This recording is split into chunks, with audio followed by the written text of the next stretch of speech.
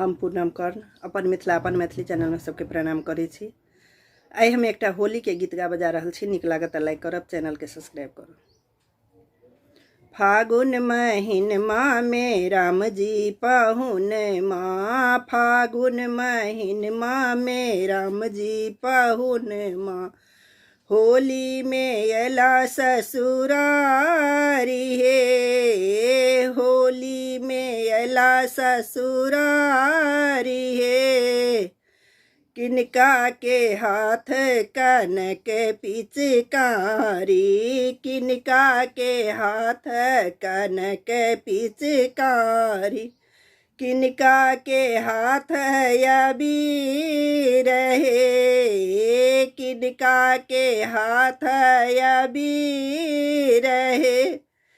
फागुन महीनमा में राम जी पाहुन माँ, होली में अला ससुरारी हे, होली में अला ससुरारी हे।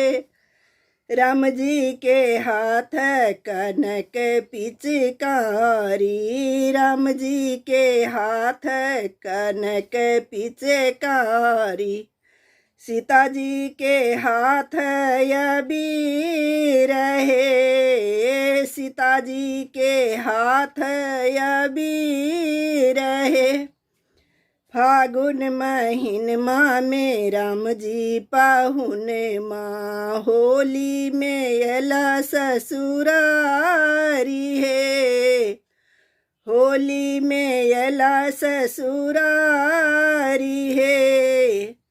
किनका के पहिरन पियरे पीताम्बर, किनका के पहिरन चीर हे, किनका के पहिरन पियरे पीताम्बर, किनका के पहिरन चीर हे। फागुन महीनमा में राम जी पाहुन माँ, होली में अला ससुरारी हे। राम जी के पहिरन पियरे पीताम्बर, सीता जी के पहिरन चीर हे, सीता जी के पहिरन चीर हे। फागुन महीनमा में राम जी पाहुन माँ, होली में अला ससुरारी हे, होली में अला ससुरारी है।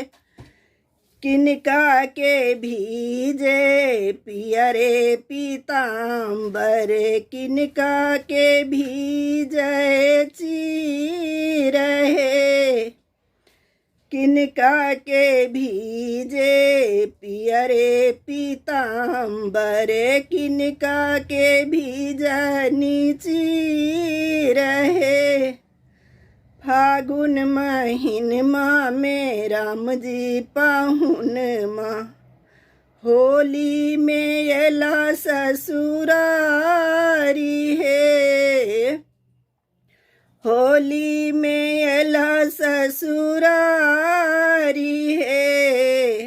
राम जी के भीजे पियरे पीताम्बर, सीता जी के भीजे चीर हे।